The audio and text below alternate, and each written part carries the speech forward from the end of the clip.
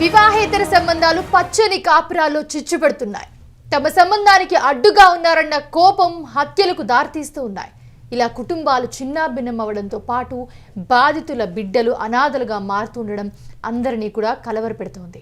అయితే ఇటీవల హర్యానాలోని సోనిపట్లో ఓ భార్య తన ప్రియుడితో కలిసి అతి కిరాతకంగా హత్య చేసింది. దీంతో పోలీసులు సోనియాను ప్రియుడిని అరెస్టు చేశారు. జూలై నెలలో ప్రీతం అనే వ్యక్తి తన భార్య సోనియాను తీసుకెళ్లడానికి సోనిపట్లోని ఆమె సోదరి ఇంటికి వెళ్ళాడు.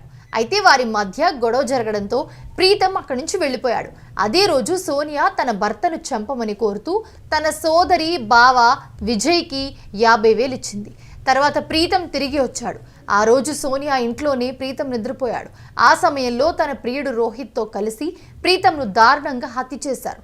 ఆ తర్వాత మృతదేహాన్ని అగ్వన్పూర్ సమీపంలో కాలువలో పడేశారు తీసుకెళ్లి. ఆ తర్వాత ప్రీతం భార్య సోనియా తన భర్త కనిపించడం లేదని పోలీసులకు ఫిర్యాదు చేసింది. అయితే నిజంగానే ప్రీతం కనిపించడం లేదని, ఇది మిస్సింగ్ కేసు అని భావించారు. ప్రీతం ఫోన్ సోనిపట్లో ఉన్నవారు వాడుతూ ఉండటంతో దాని ఆధారంగా రోహిత్ను పట్టుకున్నారు. అయితే రోహిత్ ఫస్ట్ ఈ కేసును తప్పుదో పట్టించేలా మాట్లాడాడు. ఆ తర్వాత నెమ్మదిగా విచారణ చేస్తూ ఉంటే నేరం ఒప్పుకున్నాడు.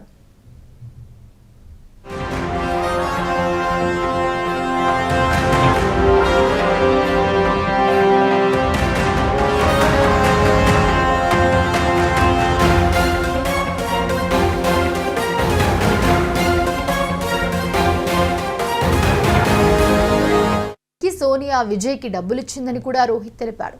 దీని తర్వాత సోనియా తన భర్త మొబైల్ను రోహిత్కి ఇవ్వడంతో పాటు ప్రీతం ఆటోను 4.5 లక్షలకు అమ్మేసి ఇచ్చిందని తెలిపారు. దాదాపు ఏడాది కిందట హర్యానా పోలీసులు అగ్వన్పూర్ కాలువలో ఒక మృతదేహాన్ని స్వాధీనం చేసుకున్నారు. ఇప్పుడు ఆ కేసులో నిందితులను పోలీసులు అరెస్ట్ చేశారు.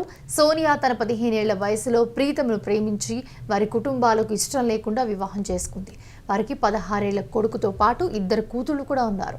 రోహిత్ కూడా పెళ్లి చేసుకోగా సోనియాతో అక్రమ సంబంధం కొనసాగిస్తూ ఉన్నాడు.